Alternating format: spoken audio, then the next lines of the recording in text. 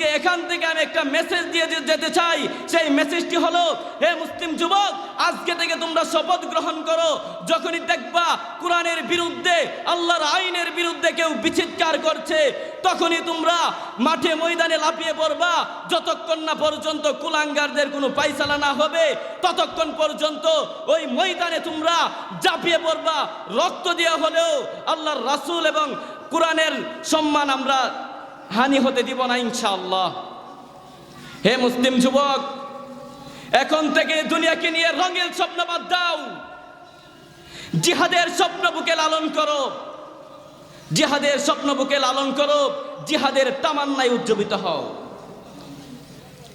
আমি আপনাদের সম্মুখে কোরআনুল কারীম থেকে একটি আয়াতে কারিমা পাঠ করেছি এবং মুহাম্মদুর রাসূলুল্লাহ সাল্লাল্লাহু আলাইহি ওয়াসাল্লামের অসংখ্য অগণিত বাণী থেকে একটি বাণী পাঠ করেছি।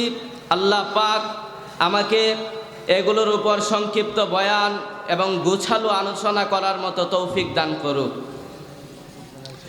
প্রিয় ভাইরা, দেখুন, আমরা এক সময় এই পৃথিবীতে ছিলাম না, আজকে এই পৃথিবীতে আসছি। আবার এই পৃথিবী থেকে কোথায় যাব? আমাদের সাথে চলাফেরা করেছে এমন অনেক মুরব্বী আজকে পৃথিবী থেকে চলে গিয়েছেন। একই রাস্তা দিয়ে আমরা চলতাম, একই ঘাট দিয়ে আমরা চলতাম, একই দোকান থেকে বাজার করতাম, কিন্তু তারা আজকে পৃথিবীতে নেই। প্রিয় যুবক ভাইরা, তোমাদেরকে বলছি, আমি এখানে তেমন বয়ান করার জন্য বসি নাই, তেমন বয়ান করার যোগ্যতাও আমার নেই। আমি এখানে বসেছি শুধুমাত্র একটা পয়গাম পৌঁছে দেওয়ার জন্য, একটা মেসেজ আপনাদের সম্মুখে পৌঁছে দেওয়ার জন্য। হে মুসলিম যুবক, শুনে রাখো, আজকে আরাকান, আজকে ফিলিস্তিন, মুসলিমদেরকে নির্মমভাবে ইহুদিরা হত্যা করতেছে।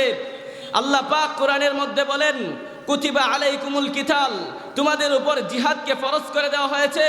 হে মুসলিম যুবক, শুনে রাখো, যখন কোনো গোত্রের মধ্যে, একটি স্থানের মধ্যে একজন মুসলমানকে আবদ্ধ করে কাফের বেঈমানরা শাস্তি দিতে আরম্ভ করে, তখন এই গোত্রের সবার উপর জিহাদ করে তাকে বাঁচানো ফরজ হয়ে যায়।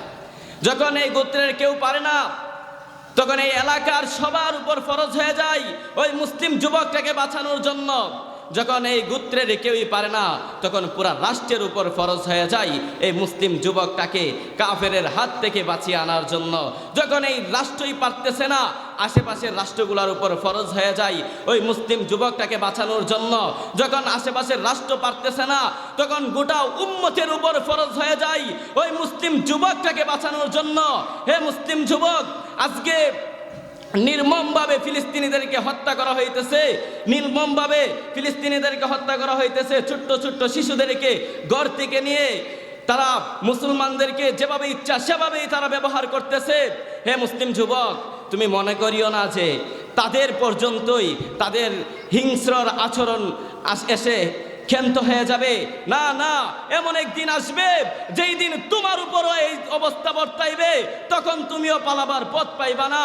তাই আজকে এখান থেকে আমি একটা মেসেজ দিয়ে যেতে চাই। সেই মেসেজটি হলো, হে মুসলিম যুবক, আজকে থেকে তোমরা শপথ গ্রহণ করো, যখনই দেখবা কোরআনের বিরুদ্ধে, আল্লাহর আইনের বিরুদ্ধে কেউ বিচিৎকার করছে, তখনই তোমরা মাঠে ময়দানে লাফিয়ে পড়বা। যতক্ষণ না পর্যন্ত কুলাঙ্গারদের কোনো ফায়সালা না হবে, ততক্ষণ পর্যন্ত ওই ময়দানে তোমরা ঝাঁপিয়ে পড়বা। রক্ত দেওয়া হলেও আল্লাহর রাসূল এবং কোরআনের সম্মান আমরা হানি হতে দিব না ইনশাআল্লাহ। হে মুসলিম যুবক, এখন থেকে দুনিয়াকে নিয়ে রঙের স্বপ্ন বাদ দাও, জিহাদের স্বপ্ন বুকে লালন করো, জিহাদের স্বপ্ন বুকে লালন করো, জিহাদের তামান্নায় উজ্জীবিত হও।